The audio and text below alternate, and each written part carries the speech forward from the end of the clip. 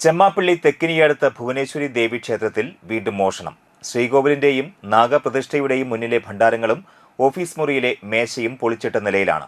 സമീപത്തു നിന്നും 2 വലിയ കമ്പികളും അരിവാളും കൽപ്പണിക്കാർ ഉപയോഗിക്കുന്ന പണിയായുധവും കണ്ടെത്തി.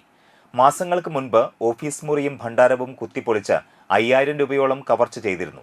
ഇതിനെ തുടർന്ന് ക്ഷേത്ര കമ്മിറ്റി ക്യാമറകൾ സ്ഥാപിച്ചിരുന്നു. ഏകദേശം 10000 രൂപയുടെ നഷ്ടം ഉണ്ടായതായി ക്ഷേത്രം ഭാരവാഹികൾ അറിയിച്ചു.